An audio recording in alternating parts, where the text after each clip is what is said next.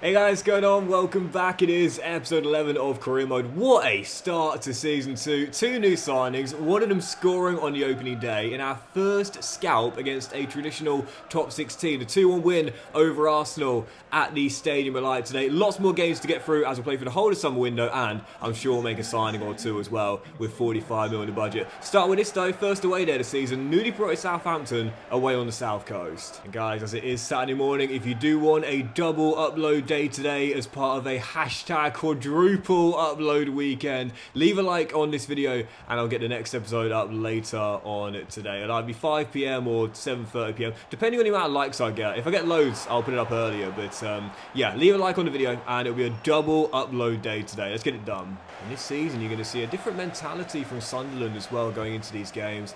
You know, last season, newly promoted team ourselves, of course. I was going into these fixtures away from home and just saying against anyone, I'll take the point, I'll take the point, I'll take the point against whoever it may be. But this season, no, if we're away from home against a team that I think we're better than Anne, then we're going to target a win, always. And I'll be disappointed if we don't get it as well. Robbie is through for a very early opening goal. And for double B up top, it's 2-2. After last season's poor goal return, this is what I want to see. Sunderland looking way more clinical. As we know, there has been a patch and a new gameplay tweak since the base game was released. And I'm not necessarily against it. I did say the gameplay really good to start off with, but it does need a little bit of adjusting. But it does feel as though at the moment I'm finding a bit more space than I was at the base game. You know, right there, Xhaka is in acres of space in the middle there as Robbie finds a Dingerer, and this should be two. It is a Dingerer with wonderful skill, excellent hesitation. What a goal from a Dingerer, and this Saints are 2 up. In the goal of the season compilation, the season finale, I think he won it based on the comments with that super solo goal against Manchester United. That might be in season's 2 goal of the season compilation. Split to defender, gets around him, Hezi to beat the covering defender, and a brilliant finish. Well in. He's looked safe as houses since coming in from Leeds. Great transfer target you guys gave me last season. He and Burrows, to be fair, recommended in the comments. Signed them both, and at the moment, haven't been able to use Harrison because Goodmanson in his first 2 games looks really good. And on the right-hand side, Hume getting forward. This is why... Oh, no, don't it's disallowed for offside. This is why I've changed my fullbacks to wingbacks. They can get forward and be involved on the offensive end. That was so close to the second goal of the season already on game 2, but Talby just straying a fraction offside. Well, how about this for a start to the season? Back-to-back wins for Sunderland, and I think the most surprising thing about it all is we scored 4 goals in these 2 games. Last year, we only scored 27 all season long. As things stand, we're on course for 76. Talk about turning your biggest weakness into your biggest strength. So after the game, Bournemouth put a bid in for Enzo Laffi. I wouldn't have been against selling him for around 25-30 million, but the bid was way too low for Mandoni, so walked out of that one. He'll be staying with us for now. Following game, League 2, Notts County away in the EFL Cup. Doesn't count towards the objectives, but I did say this season I want to get back to a cup final just like last season. I would have a genuine chance in this competition. Let's make it through the first round here with minimal fuss. The ball might not care about the Carabao Cup, but I do. I want to win this, man. As Siddiqui's given space to level one off the crossbar. And Notts County will get it away, but yeah, I want to win this, man. I want to win this. A few starters out there. You got Xhaka, you got Hume, you got Siddiqui. I'm going for this. I'm going for this competition this year. And I won't play my strongest lineup right from the get-go, but certainly a competition I want to win. We're going to pens this thing. Stand here. My ender finds a bit of space. Has a dig from range. Keller Roos tips it behind for a corner, but this is not looking good for the Black Cats, man. I thought it was going to be a pretty simple route through to the following round. Evidently, I've underestimated Notts County. Wender flicks it back. Enzo, Xhaka, lovely football. And Siddiqui says, Gaffer, don't worry, just like in the FA Cup final last season, I'll get us the goal we need. 1-0 Sunderland, that should send us through. Yeah, through to the next round, pretty comfortable. Let's see what we got in the last 32. Yeah, I want to win this, man. Like, genuinely, I know the board don't count this towards the objectives, but I want to win this. It would be great if we could go all the way to win some silver in Season 2, and after coming so close last season, I've got the bug now. I've got the bug, do you know what I mean? The cup bug. In your first couple of seasons, if you don't go very far, no one really cares. Oh, Ben for Benfica from Ballard there, but if you go far in the first season, you feel like you can do it every year. We'll be taking on Preston North End at home. Okay, bring him on. Ballard's our fourth choice centre-half, so I'm not against selling him. I'm not sure how much better he's going to get at 75 overall. It's a strange place for him to go. To be fair, Scott Minto, Chelsea fans, you'll know he of course played for Benfica for a period of time back in the 90s. So I wouldn't be against selling him there, to be fair. There are a European side. I'm sure to be fair, Ballard would probably prefer that. So I'm not going to price him out of a move. If he wants to go there, he can go there. I'm fine with that. And whilst there was no animation, the deal has gone through. So £8 million for Ballard. And that means with deadline day coming after the Chelsea game, our budget now has risen to £54 million. I had some great transfer targets in the last episode and the one before that, so definitely on deadline day expect at least one signing, maybe even 2 or 3. Right, let's play the following game. Chelsea heading into this one here at the Stadium of Light. As we remember, last season won the title here in the northeast of England with their 1-0 win against us on the final day of the Premier League season. We dumped them out in the FA Cup quarter-finals as well, so I've got a feeling there might be a minor rivalry brewing with Chelsea over the course of this save. Docs versus Maresca, battle number 4. Let's see how we get on here in our first meeting of the campaign. Come on, the Black Cats. Let's go for 4 straight wins to start the season off. Shaka to Mukiele. And as we are tied at 0-0, 18 minutes in, I'll definitely take this. Obviously, oh dear. Don't want as many goalless draws as we had last season. But I would have taken one in this game. We won't get it now. Palmer robs his man and drills it in with the outside of the left boot. Ice cold from Ice Cole. Free kick, Sunderland. Where have I seen this before? Xhaka to take it. A bit too far to go for the power shot this time. So now I'm going to vary it and go for a curled one towards that near corner. And it will be Xhaka. Can he do it 2 in 2? Oh! Just over the bar. 27 to play. Can we find a leveller? Man, this has been a really, really tough game. And it is going to be a win for Chelsea and our first defeat of the season, and held scoreless for the first time this season as well. Unlike last season, I don't think we'll be held scoreless in the majority of our games last year, but proof right there that when a team plays some great lockdown defence, I haven't got that creator to open up a back line or possibly a midfield yet as well. That's what I'm missing, man, a creator. And to be fair, the player that is absolutely... Mark Gay's gone to Mallorca. What? He? What? How? What? When? Who? What? What? Well, they've won their first 2 games. They've won their first 2. Maybe Mark thinks he can lead them into to Europe. That is an interesting transfer, to say the least. I've lost my train of thought now. Oh yeah, midfielder. So to be fair, the one player that ticks all the boxes is of course Adam Wharton. We discussed him in the last episode. I really think at this point he should be going to a European club. We're not a European club yet. What I might do with Adam is give it a few hours. If no clubs put a bid in, I'll say to him, why don't you come to us and you can treat us a bit like Borussia Dortmund. You know, you come to us, we'll develop your game a bit further, and then if a big European giant comes in, we won't stand in your way. Because at the moment, if we continue playing that 4-3-3 deeper system, no one is even half as good and half as perfect fit as Adam Wharton right now. Now, I know Sunderland fans are desperate for a return from Ahmad one day, but I'm just not sure he'd come back right now. Granted, Manchester United aren't in Europe this season, and he's only played 1 time out of the first 3 fixtures for them, but I feel like he's more of a Season 3, Season 4 signing. Forget this current point right now. Like, if we qualify for Europe, even if it was just Conference League or maybe Europa League, I think he'd return. But I think right now, with Manchester United still being a far, far bigger marketable club and having far more chance of qualifying for the European competitions, I think at the moment he'd probably stay where he is. So for the realism, I think with Palace relegated, that does leave us with Adam Wharton as the number 1 target. You know what? No one has come in for Adam Wharton yet. So with that being the case, I mean, it does make sense. It does make sense. He's got the passing ability. Do you know what? I'm going to do it. I'm going to do it, but we're going to do things slightly differently here. He is quite literally the perfect fit as the long-term successor for Granit Xhaka. So I think what I'm going to do is bring him in, but I will include a release clause in his contract. Now, as we know, we can't really do that in CM, but we're going to make our own one up. So there'll be a minimum fee release clause for Adam. That's quite a realistic fee, I'd say. But Palace are now in the Championship. So, Oliver, you've dropped to the second tier, mate. So we should be able to get a bit cheaper than that. 37.5 plus 10% sell-on clause? No, around that. Oh, we're playing hardball here. 38.5 mil. Mate, you're in the Championship. You've got a big 10% sell-on clause there as well. I'll say that's fair when you factor in the sell-on clause, which he will be sold for because in the contract, I'm going to add in a release clause. Yeah, this is something I pretty much never do, but I will in this case because it makes sense, right? Adam is an England international. There's no doubt about it. He's got a really high ceiling when you consider his age. The experience is already bagged in the Premier League, but also on international level as well. The only way is up for this kid, really. So what I'm going to do is I'm going to say to him, we won't include a release clause, but we'll make a minimum fee release clause for European clubs. Because in career mode, you can only do a release clause for all. But to stop him going to anyone, possibly a club that will be a sideways or backwards move, what we'll do is we'll increase his wages. But I'm going to do some clever editing. You'll see it on the screen. There'll be a minimum fee release clause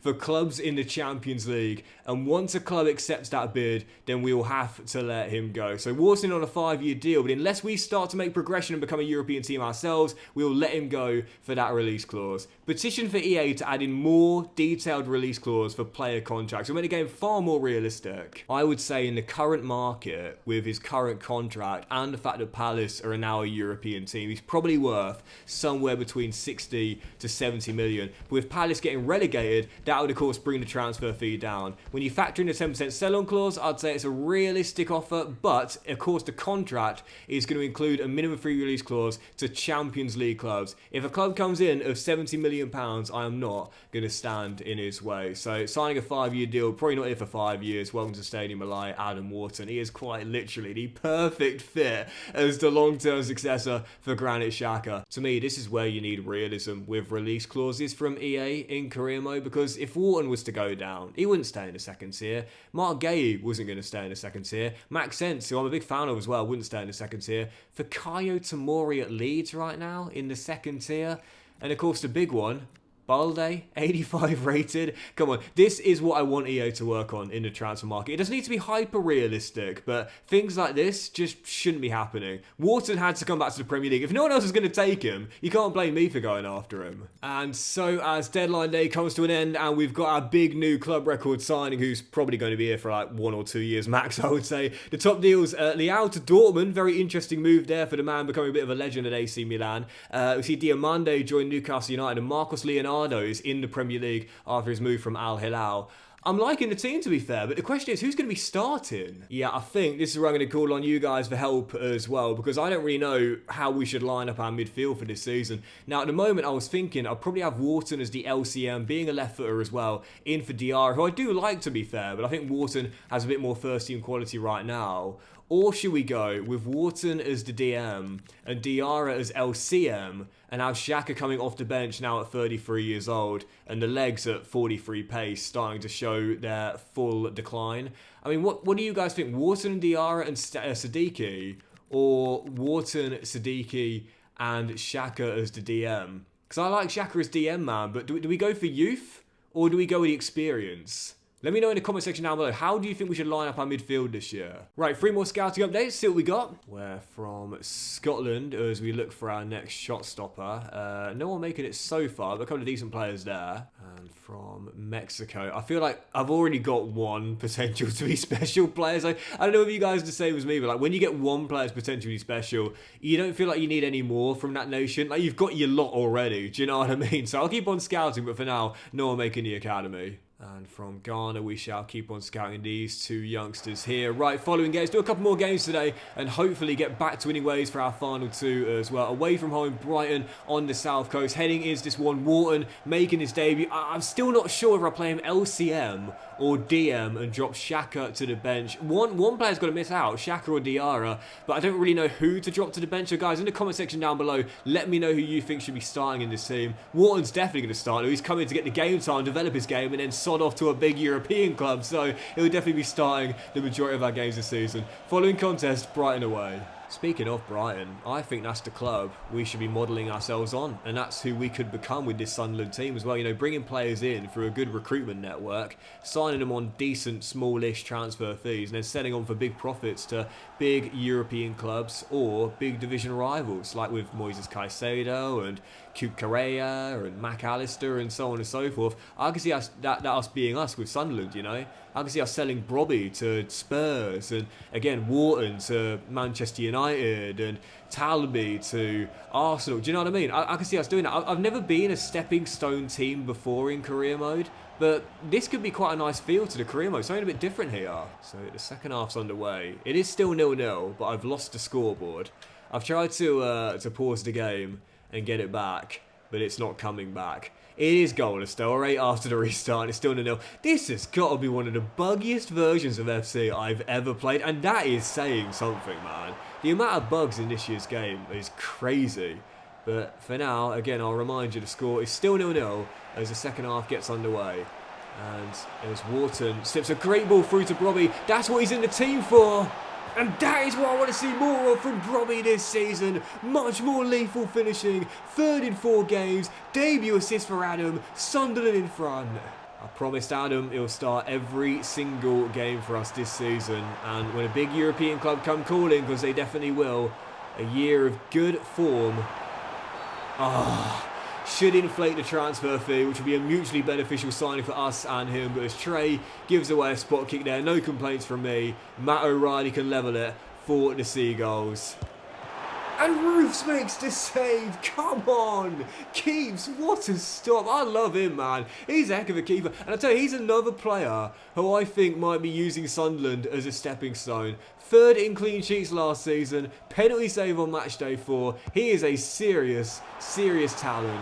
Yep, that's going to do it. And Sunderland will hold on for another victory. And to start the season off, what a beginning to the campaign. 3 wins in our first 4 games. And a brilliant debut from Wharton. We may only see him for the season, but with performances like that, he could drag us into Europe this season himself. Right, following game, our final one today as well. Back at the Stadium of Light for this one here, as we take on right now rock bottom Aston Villa. We're in their first 4 games. They've only picked up 1 point, so what a chance here to win once again and possibly end the episode top of the table. What a dream start for the Black Cats, but keep your feet on the ground. There's a long way to go. Final game, Unai Emery's Aston Villa at the Stadium of Light. Realistically, for this season, I don't see why we couldn't be a European team, you know. If you look at Nottingham Forest, for example, last season, and the campaign they had as well, I'm not saying we do the exact same thing, but ultimately, I mean, we definitely could do something similar. Because like them, we've got a bundle of young talent here. Great young talent. Not just with the signings of Wharton and Burrows, as well as Morgan Rogers fires in a very early opener. Speaking of young talent, what a youngster he is. But I don't see why we can't be a European team next season. Maybe not Champions League, but Conference League? Definitely. If we're not, though, then we are definitely going to see some big departures for next season for sure. I mean, there is no way Wharton will stay here past the 1 year if we don't qualify for Europe. I think Brobby will probably go if he keeps his goal scoring form up as well. Looking at the back line, would Nordy stay? Would Lucharel stay? Diarra, who's not in the team for this one. Go on, Sneak, you got space, son, have a dig. Oh, great save, Martinez. Yeah, that's the thing, man. If we don't qualify for Europe, I'm going to be as good as my word and let some of these young players go if the European clubs come calling, which they probably will, to be fair. The start to the game as well, a couple of decent chances for both teams, but Villa taking theirs through this man. Us not taking ours. Rogers tackled by Gertrudia. Wharton prods it through to Adingra. And he's dispossessed by Kamara. Villa up for this, man. They are fed up right now of being bottom of the table and winless. And they are far better than the start of the season shows. You could say that about the Villa team in real life as well. Still searching for their first Premier League win this season. As Rogers almost got the second. They're better than this. Tough game, this, really tough. And again, Villa far better than their start of the season show. So not overly surprised by this. But it's one of those, again, where I feel like at some point I'm going to have to be braver. Because whilst I love how good defensively we are, at some point I'm going to have to say this 4-3-3 defend is very, very limited. And at some point I'm going to need to start switching to a 4-3-3 attack and getting another offensive piece up top. 'Cause at the moment, when I can't find the front three, what can they do? You know, they can't just go and drag the ball forward themselves if they're not getting the service. At some point, I'm going to have to be a lot more expansive in my play. As Wharton finds Burrows. Back into Adam. Excellent football. Adam Wharton through for his first Sunderland goal. Gives us the leveller. We know he's probably gone after a year, but what a year he could have with us. First an assist, then a goal. Black Cat's back on level terms. I'm a huge fan of the kid in real life. A lot of people wonder if he's worth the hype. In my opinion, the answer is yes. He's a real talent as a pure 6, but also as an 8 as well. You know, he can be more effective further up the pitch too. He's just got fantastic technical ability, but also a real feel for the game. One of those players, I don't know how to describe it really. I think football purists know what I mean. Feel for the game. He's got it. He's got it. And as he crashed the box there to get through for the easy chance, he took it once he had it for his first Sunderland goal. That's a great ball through, and Matoma almost got the leveller. But that is going to do it, and we will take it. We battle back to get a goal, courtesy of Adam Wharton's first in a Sunderland shirt. And whilst we know he's probably using us as a stepping stone, his first 2 games have shown if he is to leave, we'll get a big fee for him, and there'll be no hard feelings if he can get us into a European competition too. That'll do it today, guys. Thank you for watching. Much love to you all, and I'll see you for the next episode later on today. Leave a like for that double upload, and it will come out this afternoon. Have a great day, much love, and I'll see you for the next episode very soon.